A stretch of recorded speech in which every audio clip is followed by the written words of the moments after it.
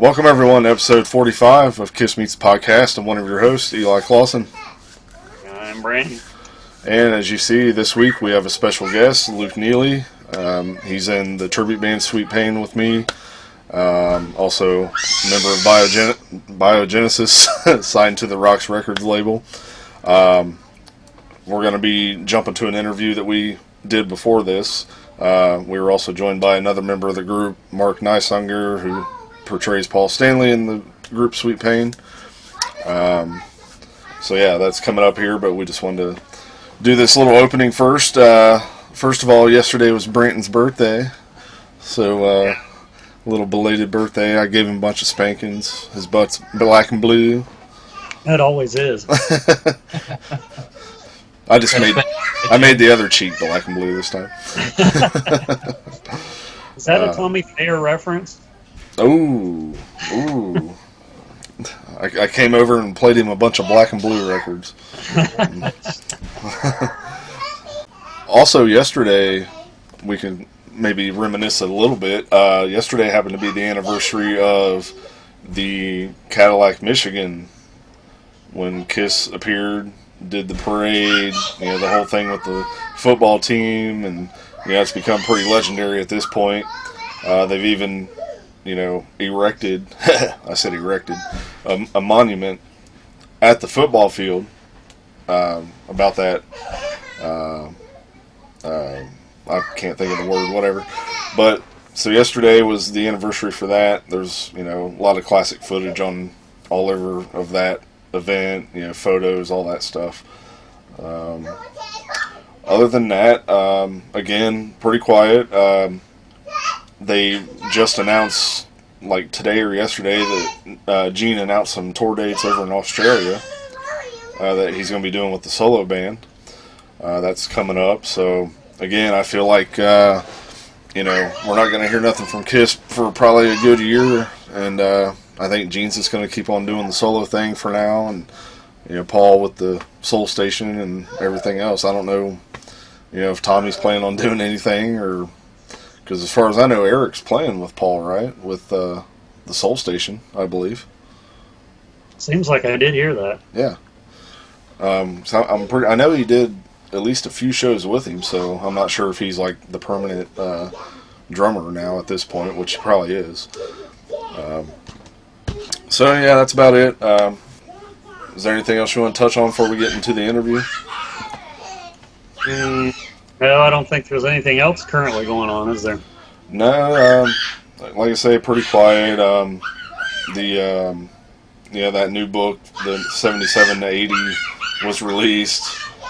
Kids are going insane. Is that the name of it? Yes, that would be a good name. Kids are going insane.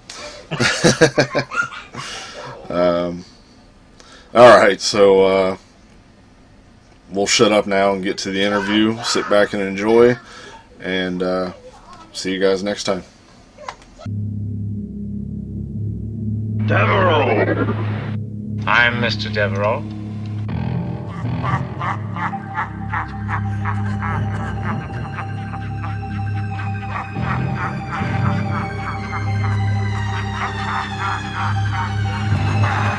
What's that humming? Beethoven's Fifth. I never said I was more than I am.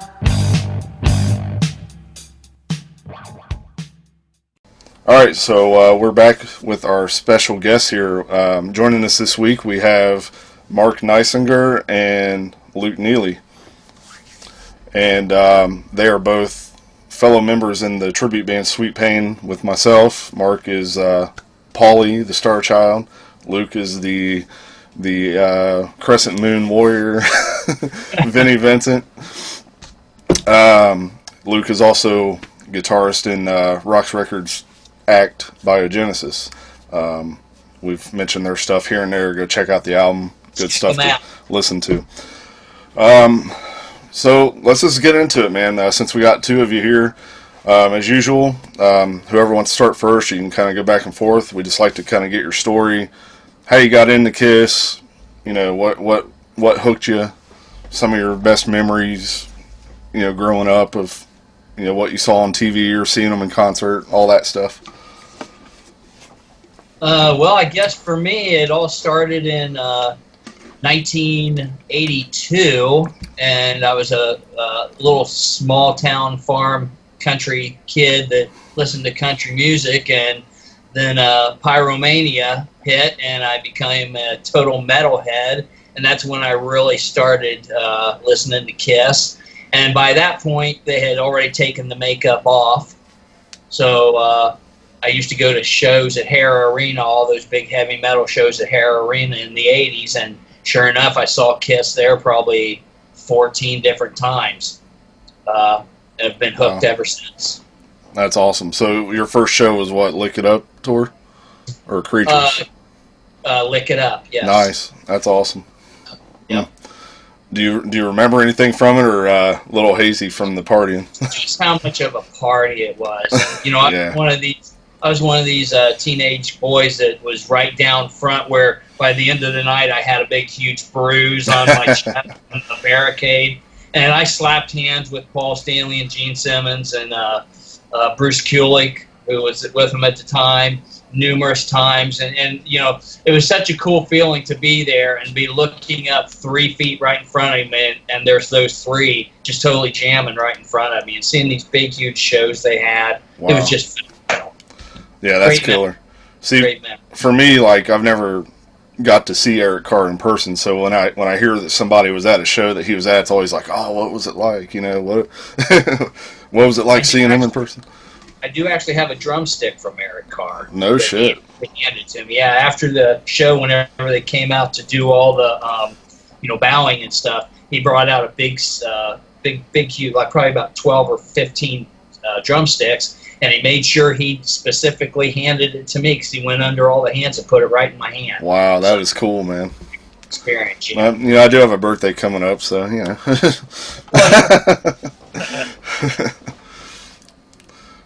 And you said you've seen them, what, like at least 15 times or so? Or? Yeah, 15 times. How I stayed with them was I met Mark Middlecoff, which is Gene Simmons in our band, in 1995. And, well, actually, yeah, I think it was 1995. It was right after they had done the Unplugged thing. Okay. By that point, I had seen them probably about 12, 13 times. Very cool. Then he asked me if I wanted to do a dress-up thing for the Oregon District down there in Dayton, Ohio, as Kiss, because they were reuniting, and I was like, yeah, sure. But here's my earliest memory of Mark Middlecoff. I was a freshman in high school, and we had a dress-up day at school to where during Halloween. The weekend before Halloween, everybody could dress up the way they wanted to. I walk in, and everybody's crowded around this dude that looks just like Gene Simmons. And that was my first experience with Mark Middlecoff. And then that was my freshman year, probably 1983. And fast forward to 1996, whenever he was working at a Radio Shack with an old girlfriend of mine, and he asked if I wanted to do the dress-up thing. So we did the dress-up thing, won first place, got 2 tickets to the Bahamas, and I believe it was $1,000 we won. Wow. He gave the 2 tickets to his parents so they could go to the Bahamas, and we split the $1,000 between us. And then after that, Mark looked at me and he's like, well, you play a little guitar and I play a little bass. Let's start a Kiss tribute band. I was like, yeah, sure, let's do it. So I guess the rest is history. We did it for about 8 years, played in front of some huge crowds, played some great shows, then took a little 13-year vacation, and now we have come back with these 2 gentlemen, the one I'm looking at right there, and this one sitting right next to me, which has made us only better, world, let me tell you. Hey, that first show we had was killer. Sure. We talked about it on the show. Branton uploaded some nice videos. Go check them out. It turned out really good. Luke did a hell of a job mixing the soundboard recording and syncing them up to the video, all that stuff. So yeah, we'll definitely get into more of the Sweet Pain. Luke, let's hear your story, your origins of history. Oh yeah. So my dad was a huge Kiss fan from when he was really little. So I got into Kiss just kind of through him. You know, just growing up, he always had Kiss stuff playing in the house. And of course, as a little kid, when you see pictures of guys dressed up like that, you immediately want to know what's going on with it. You know? So that was a big influence. Really, it didn't start to really sink in musically until a little later on when I got really into Def Leppard too. That's weird. I mean, like hardcore, really a lot into Def Leppard. And at one point, Dad said to me, you know, hey, you're liking all the 80s kind of hair metal stuff. You know, Kiss did a bunch of stuff like that too in the no makeup era. And I was like, oh, really? And he, you know, gave me Animalize and Asylum and Crazy Nights and Lick It Up and all that. Check these out again, you know, and sure enough, it was like, wow, yeah, this stuff just as good as that. So then, of course, I went back and listened to the entire discography and was mind blown again. The first time I saw them live was, it was either in 2000 or 2001. It was the Farewell Tour, and I was 8 years old. Oh, my, wow.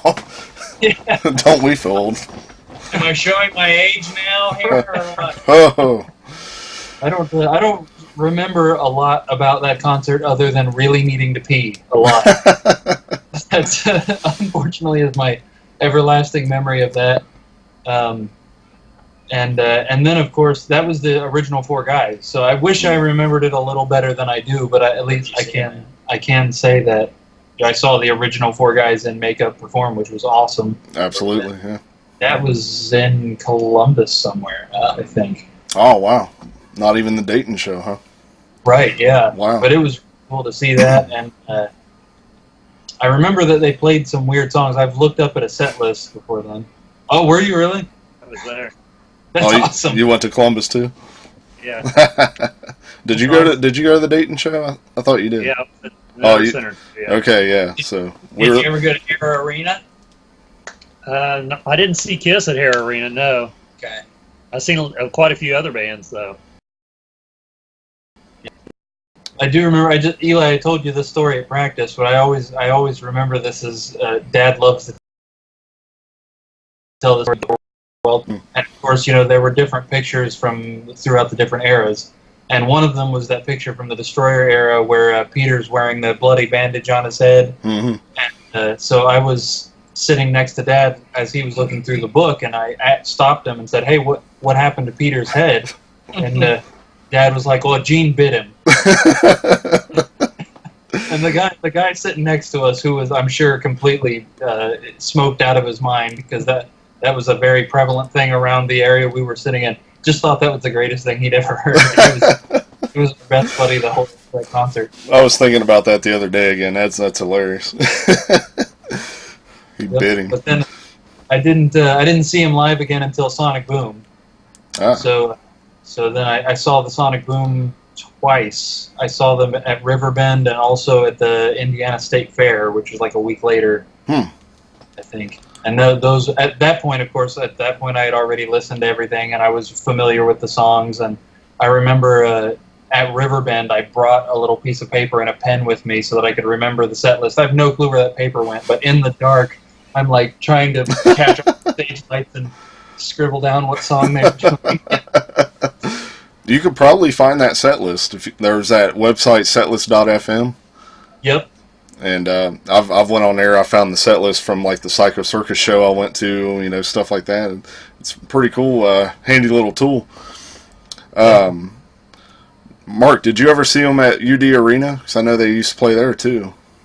I never did see them at UD Arena. I saw them at the Nutter Center on the reunion tour, and it was always Hare Arena whenever I'd see them, because that's where all the fans seemed to go. Then as soon as they built Nutter Center, Hare Arena became second place to play, right. And everybody was playing at Nutter. So yeah, that's where I saw them. We also saw them in Toledo, where we dressed up like them, and we got backstage. And I believe Mark was telling this story just the other night. And the actual security for the venue up in Toledo was actually the University of Toledo where we were at. And they were pulling the curtains back for us, thinking we were the real people coming through. We got in their hospitality room and was in there for about 5 minutes until Tommy Thayer, who at that time was their road manager, came in and was looking at us like, well, who are you guys? So Mark's kind of like, well, we got past everybody and we're further than 30 or 20,000 other people out there. Can we just say hi? And Tommy's like, oh, no, it's my job. It's my job. I just got to get out. So Tommy did throw us out of Toledo backstage area. So but then we went up. There was this big concourse above the arena where people could walk around, and we went up and we got pretty much up to the railing to where people could see us, and everybody was watching us and cheering us, and I was going over like this and having the crowd go up on this side, going like this, and having the crowd go on this side, and that was a pretty cool feeling too, to have a whole arena full of people doing it for me. Nice. Yeah. See, you guys have had some unique Kiss interactions. That's awesome. With the Eric Carr thing and Tommy. Now, was that the reunion tour at Toledo? Yes, it was. Okay, I think I actually have that show too, the video of it. So. Oh, okay. Yeah, might be able to see you guys in it. I'll have to look now. I'd love to see that. See them like tossing you guys from backstage. So what was probably the first song or album that got you guys hooked into Kiss? Ooh. Oh, man. Talk to me. Yeah. Oh, yeah. We through all of the Ace songs ever. Yes.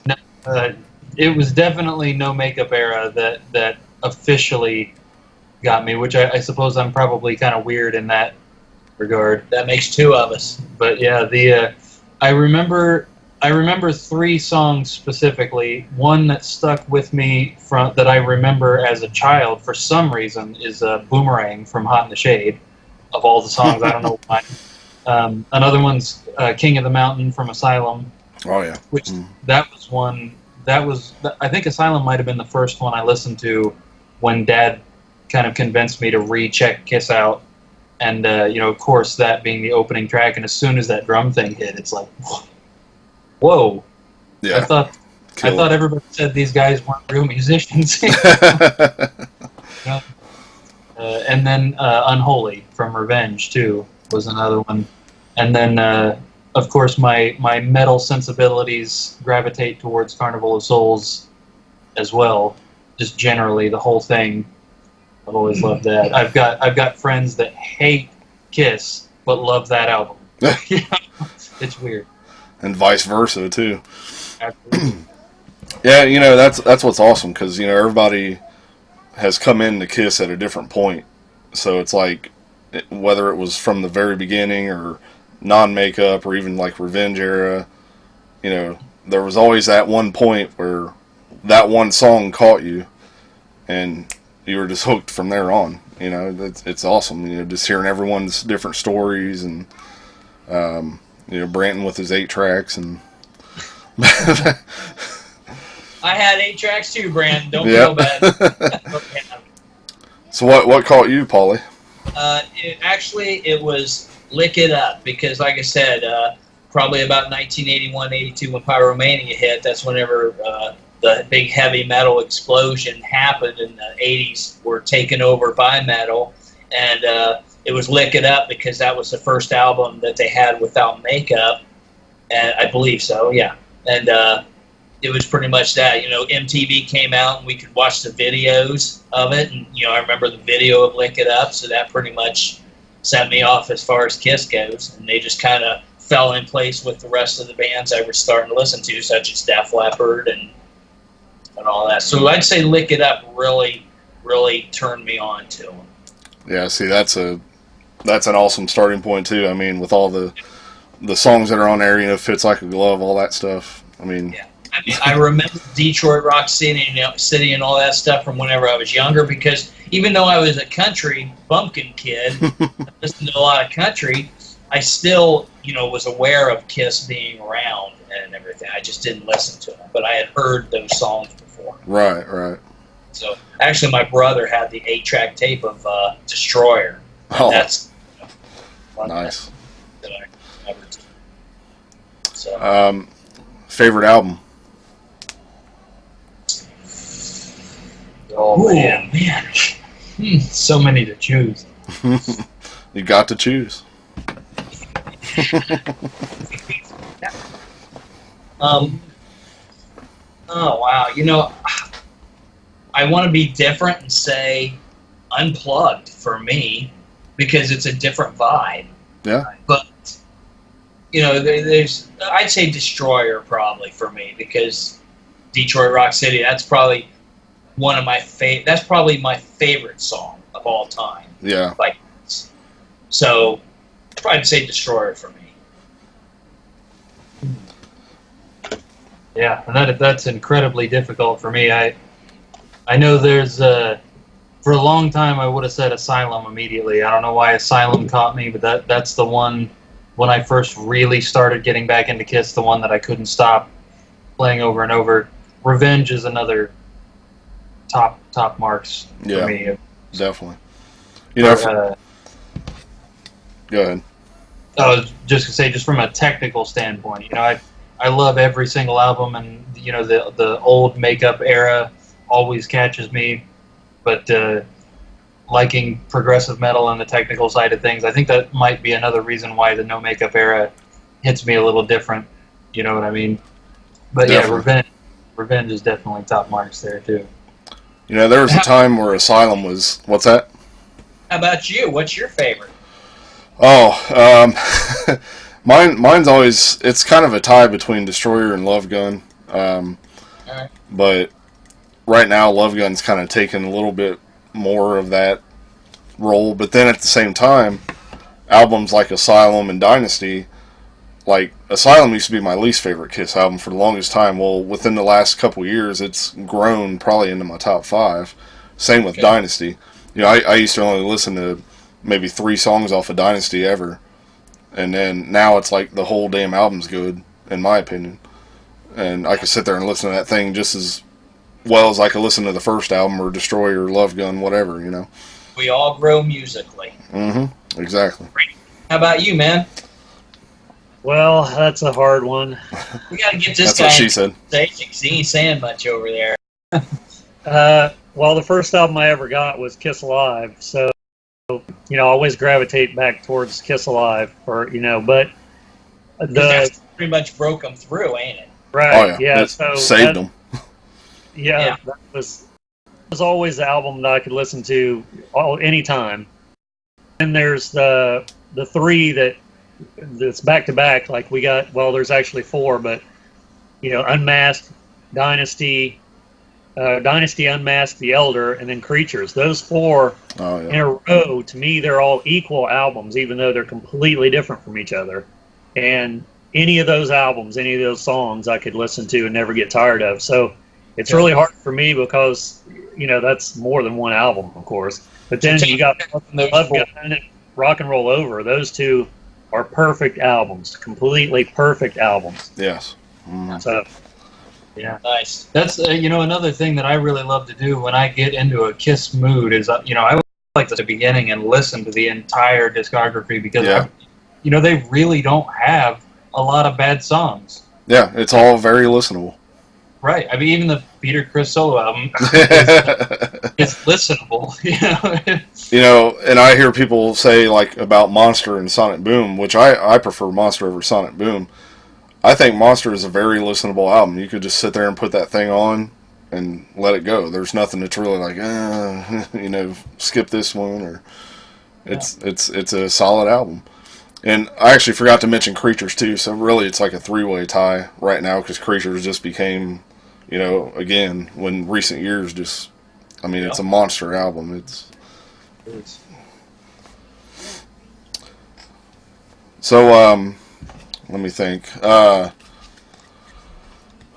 Branton, what do you got?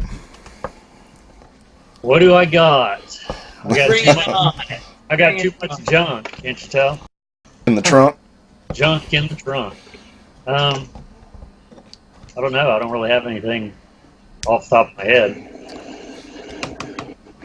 So what's the first, I don't know, I guess moment that you like saw them, in like video form, that it was kind of like that Ed Sullivan moment from the Beatles, like you saw it and it's just like, When they unmasked on MTV for the first time. there you go. Right. Nice. But it was. Luke? For sure. I remember when Dad got the first Kissology set, and I think that was it for me. Of course, I had seen them 100 times before that, but because we watched that whole first disc, I think, right in a row, seeing those concerts in the early days, and really gaining that understanding of where they came from and how they got to where they are and what they built, really, Yes. solidified in my mind. Like, holy crap! Absolutely, yeah. Around. I think mine was probably the Animalized live concert. That was like the first time I saw them in video form. And I was introduced to the early stuff. My dad handed me the first album and started me from there. And they took away the Hotter Than Hell album because I was singing along to it when I was probably 4 years old or something, and and then they gave it back.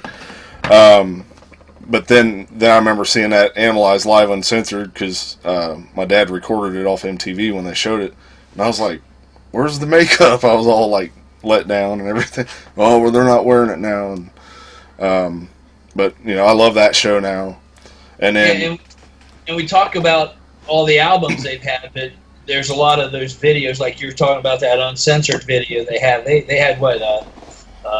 I had 2 or 3 of their videos, just where they were screwing around at a mansion, and oh yeah, there's a video where Gene has this big, huge. He's in this room and he has this big, huge type cathedral type chair he's sitting in, and he has girls on the wall. I don't know which one that's called, where they actually turn their heads. The girls had heads like they were up on a wall, like and that's Exposed. that's what Yeah. I got. He has them switch spots and everything, and Yeah, yeah. See, down by the pool and all that. now it was either I want to say it was Exposed was the first home video that I watched that showed the classic footage, and that was the first time I had ever seen that stuff, and just looking at pictures all through the years and stuff. And the first time I saw that old footage, I'm just sitting there like a deer in headlights, staring at the TV, like, wow, this is cool. Like, this is old vintage footage of the 70s, and how it really must have been there. Yep. Yep. Ow. So I guess while we're at that, what's your least favorite album? Sorry, but for me it would be I don't know. I was gonna say The Outer, but on the way to Florida this past year, I listened to the whole thing, and it actually I thought was pretty good. Least favorite for me would probably be Sonic Boom. I'm not crazy about the newer stuff. Yeah. Monster, I really haven't even heard. But other than that, probably Sonic Boom. I loved pretty much everything from the 80s and 90s and, all the stuff that they did earlier. But Right on. Yeah. I think I don't know how to count. I think Peter Criss might be where I'm sitting if you want to count that. If not that, then my instinct would be to go with Unmasked, but I really don't want it to come across as I don't like that album. You know what I mean? It's just that it doesn't have the same effect on me as other ones do, I think, really, more than that I don't like it. Yeah, I could totally see that.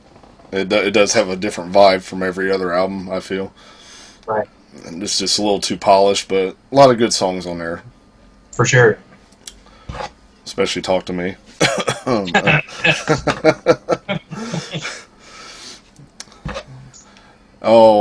So I guess let's go back to the band a little bit. Sweet Pain, the tribute.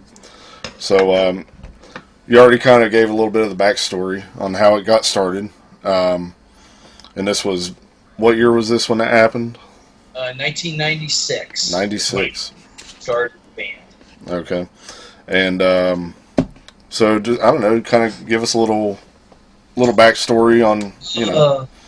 We started out in Mark Middlecoff's basement. Me and him, we learned 5 songs. We brought another guitarist in. Gosh, and you know, I don't know why I can't ever remember his name because I see him all the time.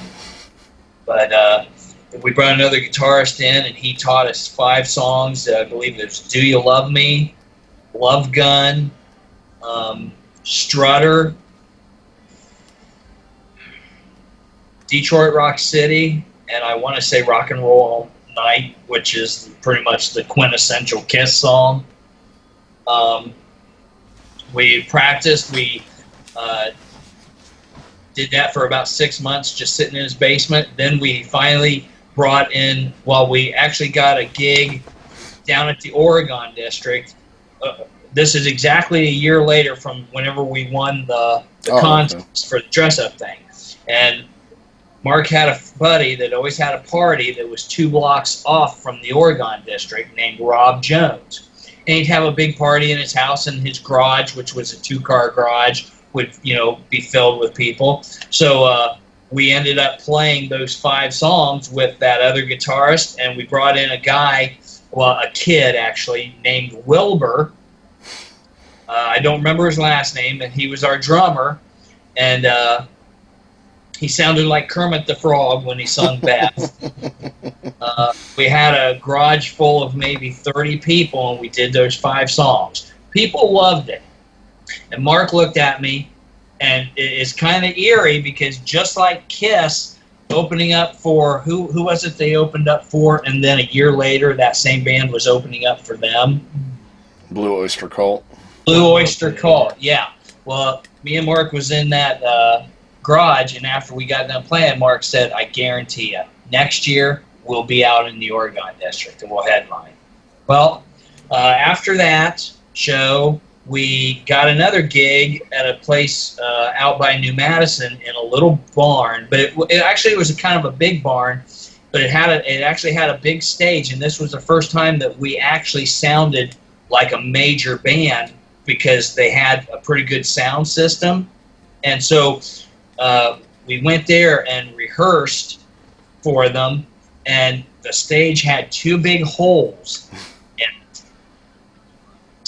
Well, the night of the show, we were going to do the same 5 songs. We were the last band to go on, and the guy that was our guitarist that was playing guitar for us, that taught us those 5 songs, he actually was Vinnie Vincent, and everybody kept asking about Ace before the show if we were going to have an Ace. Well, our road manager, which is Dean Richardson, dressed up in the Ace costume, which actually was the guy that dressed up with us down at the Oregon District, and he did. We learned 2 more songs for that, 2 Ace songs, "Shock Me" and "New York Groove." And he did "New York Groove," but he didn't know how to play guitar. So we put a fake, like he broke his arm, a fake cast on his arm. And that was our story, that, well, we've got Ace here, but he broke his arm, so he can't play, so we got Vinny with us to play, and he came out and did those 2 songs. Well, at practice, we always had cue cards for this guy because, you know, he had just learned the songs. Well, in the video, you can totally see, because Mark being the prankster that he is, didn't put those cue cards out there. So in the video, you can see our Ace look down one way and look down the other, and then just kind of look over at Mark like, "Where's my cue cards?" It's hilarious. But we got through that show. It went great. And after that, the guy that was playing Vinny that taught us those songs quit because he got married and his wife was kind of, I want you at home instead of in a band. So then we put out a ad, and we've got a guy named Kevin Kovault. We all know him, don't we? Oh, right. yeah. Yes, we do. Well, Kevin taught us the songs, and he worked with us, and yeah, exactly. And he was with us for the next 8 years, and we played some pretty big shows. And ironically, sure enough, a year after playing in that garage, we headlined the Oregon District in front of, I'd say, probably 8,000 people out in that street, Wow. which was phenomenal. Mark Middlecoff, as soon as we got on stage that night, before the curtain dropped, looked at us all and said, okay, when that curtain drops, don't get nervous, because there's going to be more people looking at us than we've ever seen in our lives before. That curtain dropped, the energy was electric. Played a great show, and the rest is history. We went on and played, I'd say in that 8 years, we probably played about 40 different shows. There were some times where it was very, very, very, very tiring, because we played one show on Friday night, and then another show on Saturday night, and then another show on Sunday night. We did that probably 4 different times, and those were some pretty long weekends, because it's a lot of work putting up all this stuff to give the fans a great show, the best show we can. Yeah, I mean, it's a lot of work just, sitting back there putting on the makeup and everything, but let alone building the stage, setting that up, putting all the stage props, curtains, I mean, the sign, all that stuff. It's crazy. A lot. Even after the show, it's like, because, Luke and I play in other bands too, so we're used to just, you end the show, pack up your stuff, go. Well, this time it's like, take your makeup off, get out of the costume. Oh shit! Now I still gotta tear my drums down. But it's awesome, man, and I felt. Drum roadie, there you go. Yeah, I'm trying to talk him into it. He can move my microphone back and forth. But I felt energy to that when we did that first show, and I don't know about you guys, but and it wasn't nearly as many people as you mentioned for the Oregon, but it doesn't really matter. It could be 5 people, but and I'm sure we'll be playing there again at some point. I liked what you said at practice the other day, Paulie, that you think by next year we'll be a lot busier. So I liked hearing that. It's like, yeah, I'm looking forward to that. Yeah, we've sent some feelers out. We actually did have a show coming up on the 21st. Unfortunately, it was canceled. We just found out this past Sunday. Here's why. Because there's a benefit going on for the victims of Las Vegas. So anybody, and hurricane, anybody around here, don't sweat it. Sweet Pain will be playing plenty of shows, but we encourage everybody to go to that show coming up for the benefit to do our part and help out people that are in need. Yeah, absolutely. We didn't want to interfere with it, and everybody go to that, support it. It's for a great cause. We are playing. It's albeit a private party, but we are playing the following weekend. Yes. So I don't know if we're gonna probably not really promote that, since it's more of a private thing. I guess it's up to Luke, but. Right. Well, it's up to Savannah, really. Okay. Yeah. Well, we'll see. We'll see what the boss says. Let's shock Savannah and get about 500 people trying. Maximum occupancy is 49, so 500 should fit. There you go. We can go up, play on the roof. You can look through the window at us. We can do a mixed Beatle Kiss thing, play on the roof, and have everyone outside. Yeah, so it's all good. We're picking up steam. I mean, hell, I've only been in the band probably 6-7 months. Luke, you've been in it for what, over a year or so? Yeah, just over a year. Yeah. Yeah. So I mean, things came along pretty quick, and they still are. We're 2 new set lists that we're working on. You know, we added a lot of stuff, and can't wait. So I'm ready to do it again eventually. You know, I'm curious too. Now I think about it. You guys ended up breaking up. What year did you guys break up? We played our last show of, I believe it was 2003, down at the Oregon, or no, up in Fort Recovery at a place called The Hole in the Wall, a big Halloween show up there, and that was our last show, and that was 2003. Wow. Yeah. Up So until just 2017. So yeah, about 13 years or so, almost. Yep. Yep. So I mean, what kind of got the spark going to get it rolling again after all these years?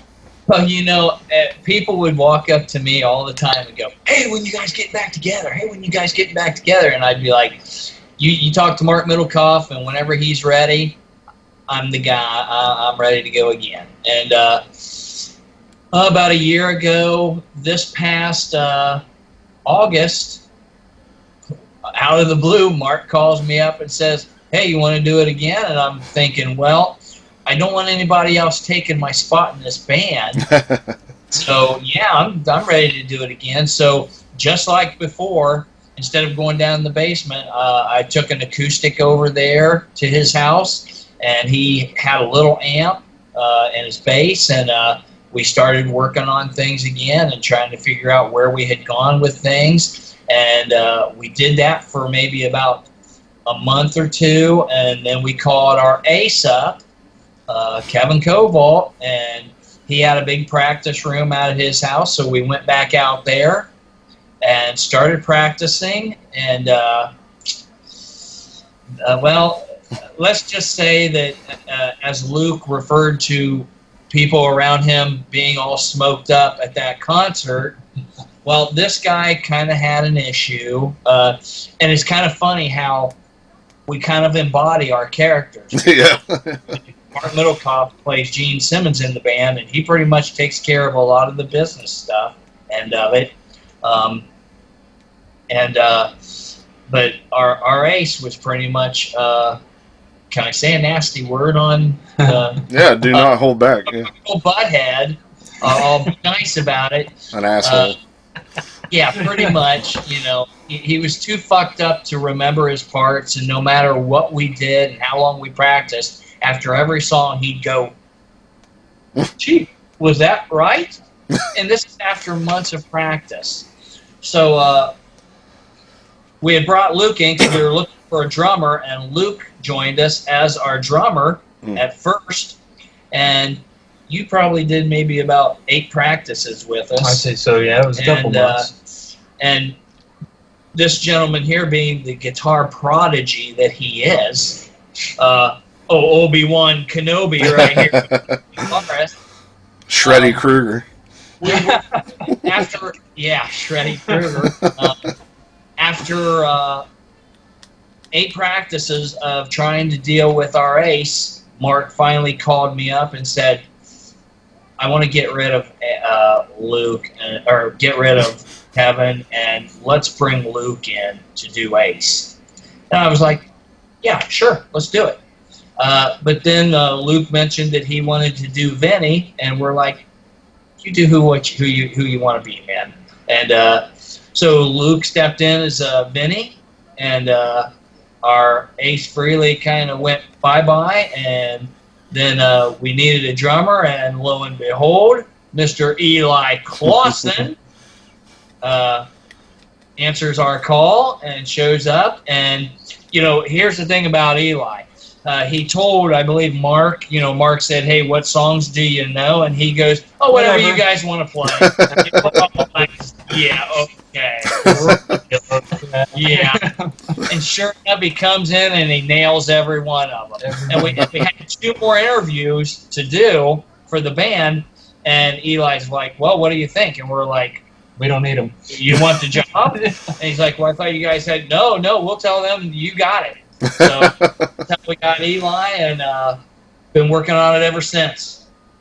Yeah, I'm super appreciative of the offer. It was We're weird. super appreciative of you, dude. I mean, it was weird how it even came about because Mark Middlecoff, which we're gonna get him on the show at some point, but he was busy today. The reason we don't have him now is because the screen's not big enough. Him and us and his ego Yeah. wouldn't fit. He's He'd going have to to- have to push his ego over to get into this. He'd have to be on the toilet, but. God, I hope he sees it.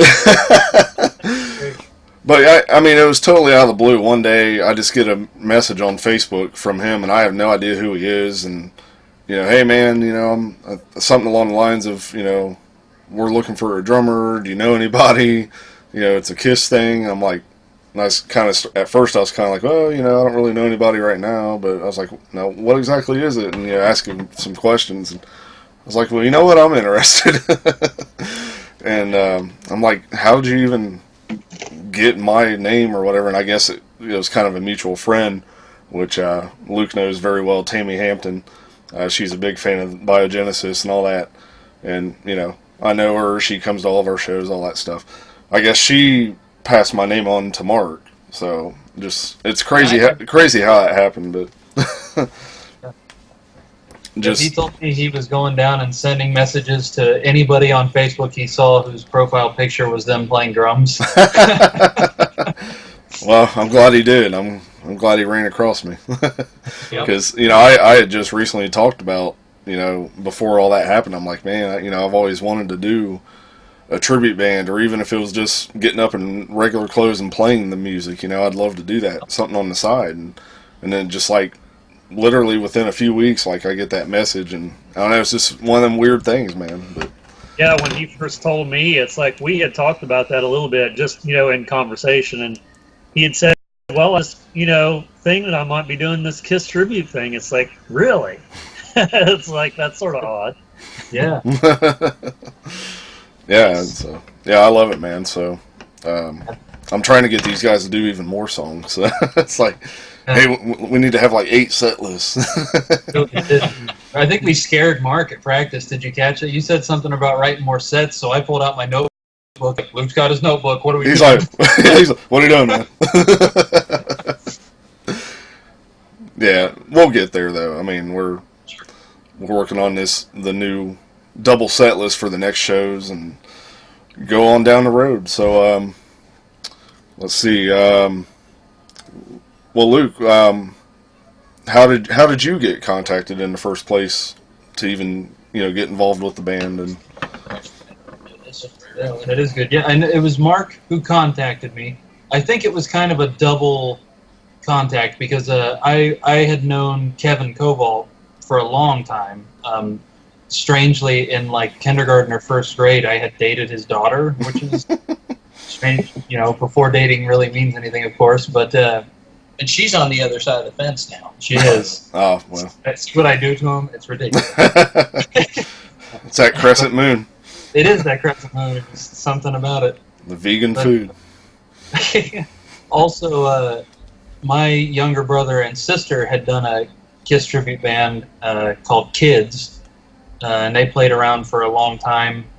And Mark wasn't really involved with them, but he knew of them. And I actually specifically remember he came to a Kids show one time in the full makeup and costume. Scared the crap out of him. What a creep. But that was really cool. So, when you get a guy, because they did the makeup, of course, but their costumes were a lot simpler. It was more on the cheap side. And so for them, it was really cool to see this guy who, because Mark does look a lot like Gene. Sure. Yeah. So the guy who comes in the whole getup, we wanted to know who he was. And I think he remembered that connection. And he came to my dad when you guys were looking for a drummer just to say, hey, do you know anybody? And so Dad gave him my phone number and my sister's phone number, and Majenica wasn't really interested in doing it, but and actually at first I wasn't really, other than I wanted to do it, but this is going to sound completely retarded, but facial hair is a big thing for me. I absolutely could not live my life clean shaven at all for any reason. And so my first thing when I came to them was, how about, because I know you guys are having issues practicing with no drummer at all, I know the songs well enough that I can fake through them. So I'll come and I'll stand in until you guys find somebody who can do it permanently, who can do the whole thing. And eventually they convinced me, you know what, why don't you just stay? After that first practice, I looked at him and said, "So, I'll see you next week for a practice." I remember, because Kevin was really concerned about his gray hair, and there were a lot of concerns about what we were going to do. And I remember at one of those first practices, Mark being like, you know what, this is all for fun. We shouldn't be worrying about any of this. Keep the gray hair, keep the beard. Let's just get up there and have a good time. And that was, for me, that was when it was like, you know what, why not? Why not go and do this? Which, let me say this, compared to, remember I was saying earlier how those like 3-day weekends were just hard, hectic, and everything. This time around, it's been so much more relaxed as far as just relax and not have any pressure, really. I mean, we've got plenty of songs, and learning more as time goes on. If we I'm okay if we only play 5 or 6 shows a year. Mm-hmm. Yeah. Because you guys got your things with Biogenesis, and then do Sweet Pain 5 or 6 times a year. I'm happy with that. I mean, if we can get more shows, great. But yeah, at this point, it's all about fun. My other band, we don't play out a lot either. I've been there, done that, and it just got to where it wasn't fun anymore. It became too much, almost like a job, and I had enough of it at the point, and I was out of the whole music thing for like 3 years at one point, and and then just kind of one thing led to another. Ran across the guitar player, and same thing. They were looking for a drummer, and I was like, yeah, I'll come out and try. And, had to learn. He gave me a CD with like 3 of their songs to learn, and after a few weeks, I felt ready enough to come out and try. And I'm not one to brag, but it was like almost the same exact thing as the Sweet Pain tryout. I tried out. They're like, "Oh, you want to do it? You got anybody else try out?" We don't have to. Weird. Yeah, I gotta say too. I mean, I'm sure you've talked about This Blessed Hatred a few times on this podcast, but if any of you guys watching have not checked them out, definitely do. As an outside listener, you should definitely go check them out, because that stuff, it's amazing, especially the drumming. And I'm not just saying that because you're seriously. Checks in the mail. Exactly. Yeah. No, I appreciate that. We're working on a full-length album right now. Putting a lot of effort and time into that. We want it to sound damn good, especially after hearing Biogenesis' album. It's like, okay, well, now I know how we need it to sound.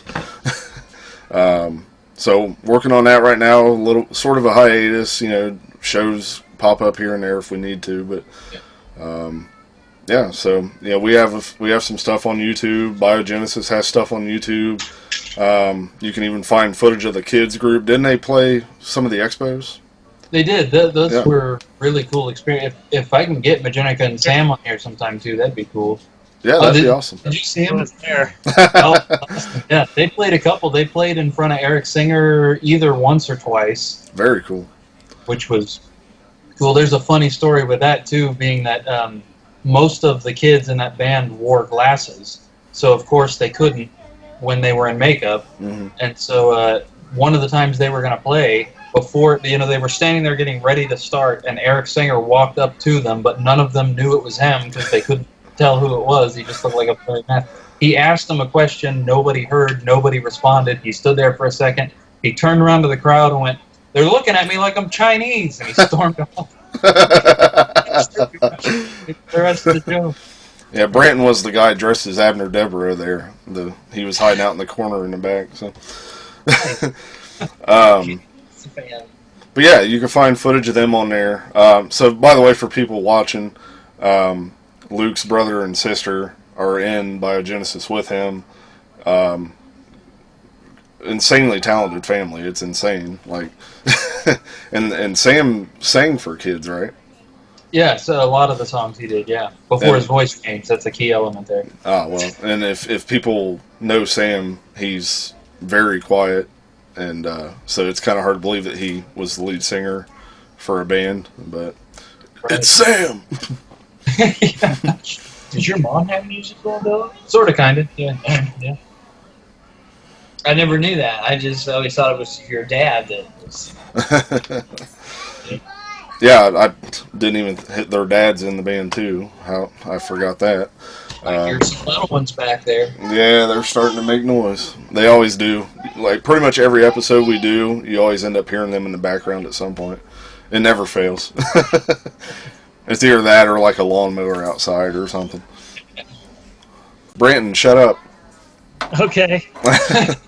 Yeah, Brent, you are being awfully quiet over there, man. I have a tendency to do that when we have guests on. I usually just, I don't know, listen more. I can't think and like multitask and talk at the same time. He's like Garth. Yeah. I don't know right now.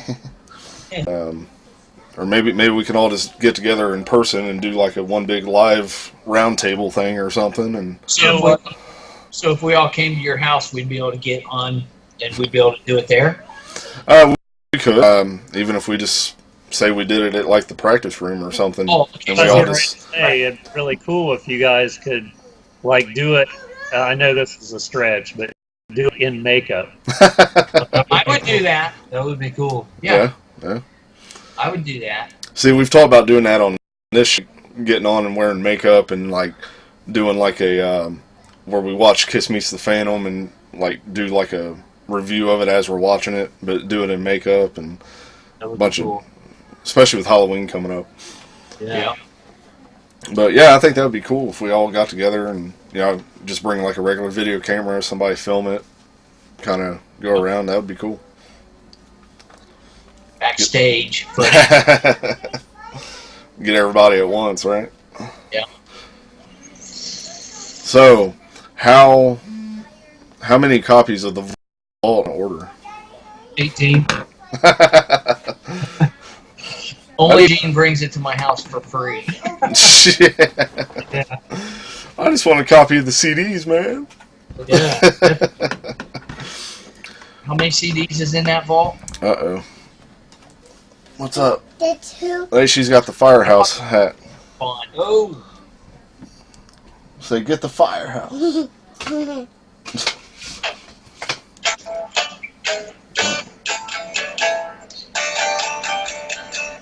Yeah.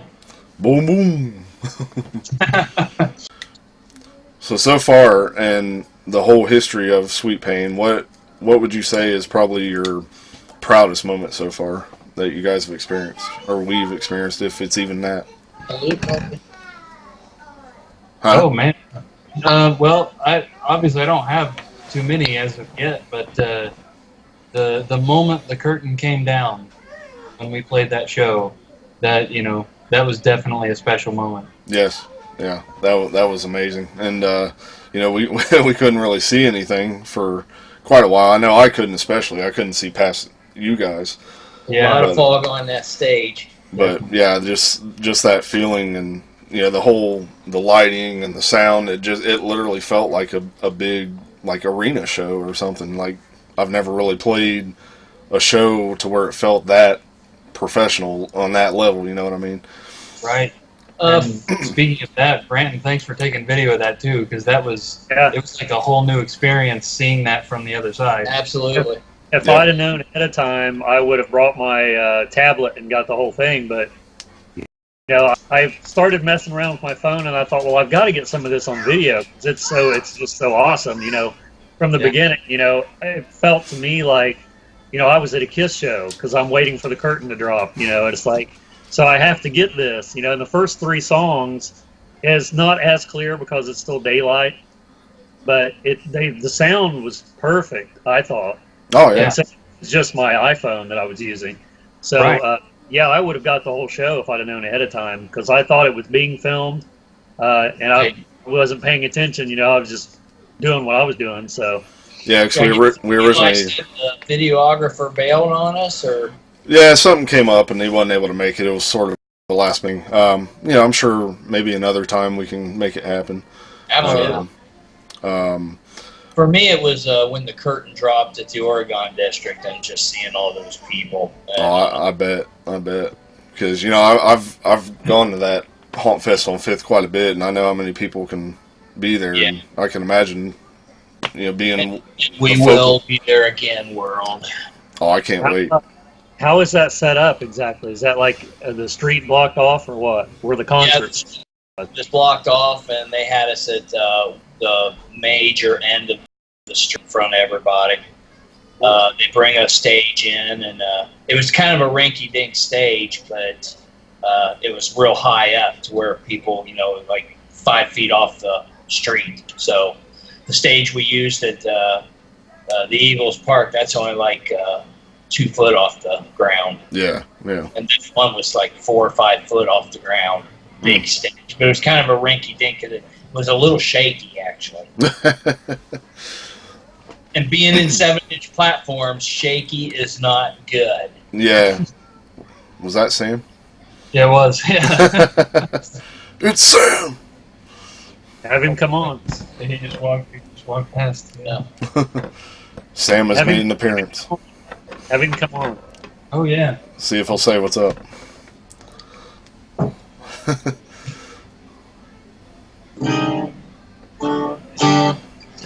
Me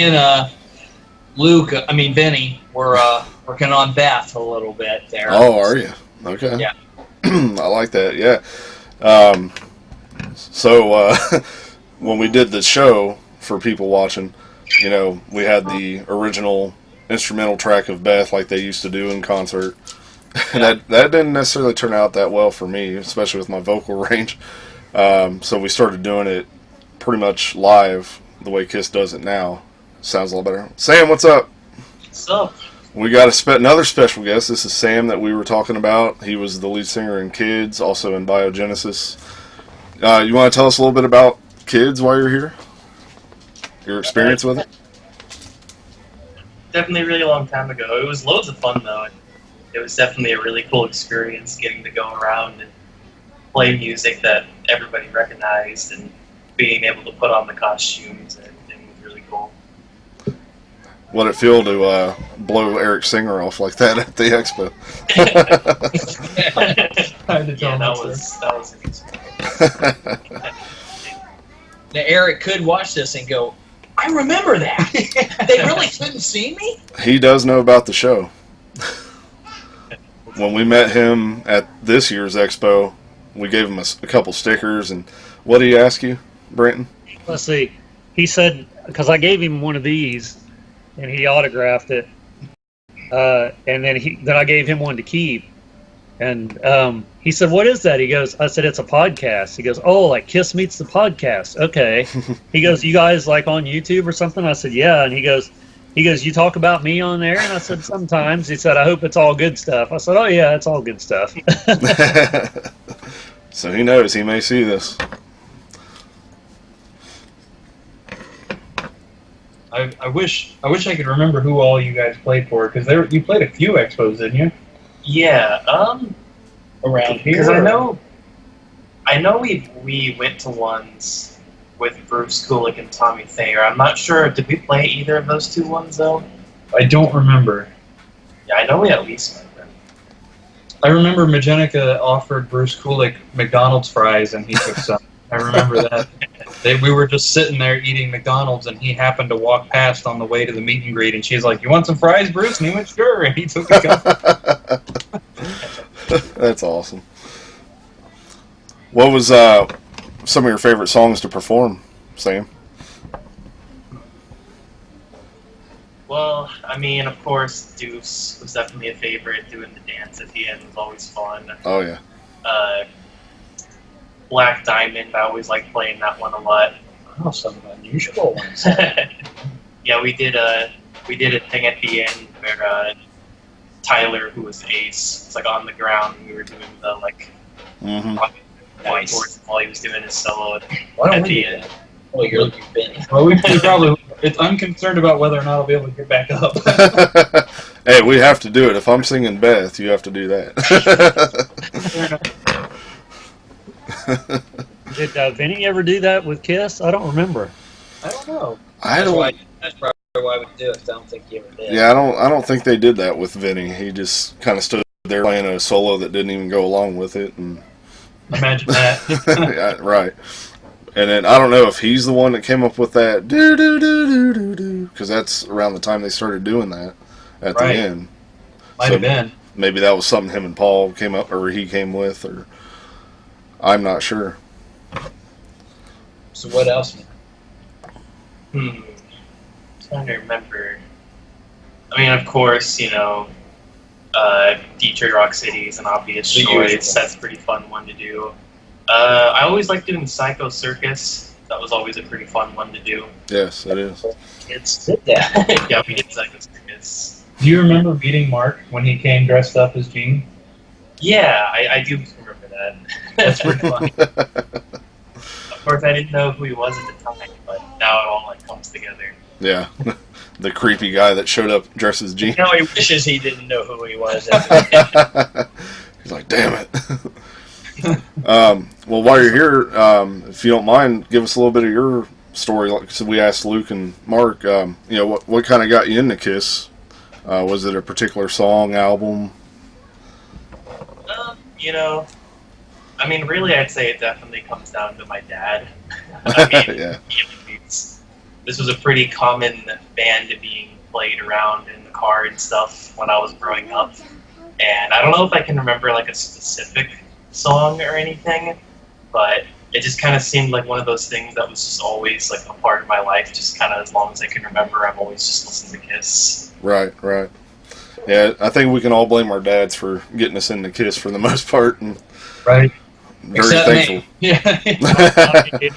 Well, you were already a dad by the time you heard Kiss, Mark. 1983. Not that early yet. But yeah.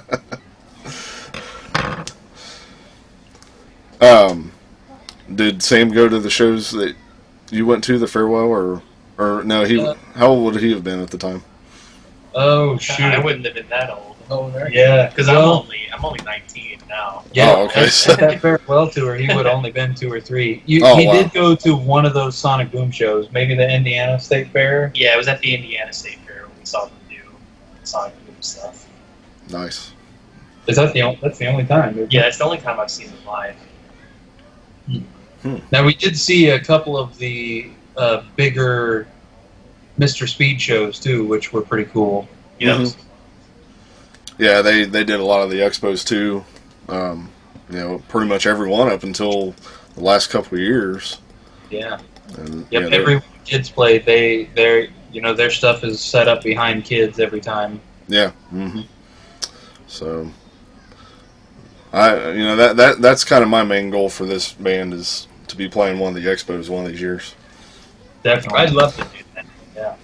Yeah, I have full What's the- confidence. What's the closest expo, and how do you actually get into one of those? Indianapolis. I have that contact. Do you happen to know, either of you, if it's Get a Life Incorporated that's still putting that on? I It think is. so. Yeah, Keith LaRue is still Okay, I bet we might have his phone number somewhere still. nice. That would be cool, man. Yeah. So I don't know what the process is. If we just send him a packet, or maybe he wants to see Get our some video. resume here to, or connection. Right. Sam McGee. Yeah. There you go. I'm gonna have to get going. I was just getting ready to ask if you had any kind of time limit. So Well, anything real quick before he has to go, Branton? No? No, I'm still quiet. quiet over there. All right. Well, Well, yeah, this was fun, man. We appreciate you guys coming on. We'll definitely have to do it again. thank you. We'll get Gino on here. Maybe we could try that round table thing we talked about. Do it all in person or something. Absolutely. That would be fun. Absolutely. So, All right. all right. Again, go check out Biogenesis. Check them out on YouTube. You can find the kids' clips on YouTube. There's footage of Sweet Pain on there. Go check out all of it. We'll put some links and everything in this video. And be on the lookout for Sweet Pain's Facebook page. Future We'll be things to posting. come, world. Yes, we're coming to take over. We'll be posting more dates pretty soon, and same with Bio and my other band, TBH. So, all right, guys. Thanks a lot for coming on. Thanks, Eli. Thanks, Thank you. Brandon. All right. Till next time. Till next time.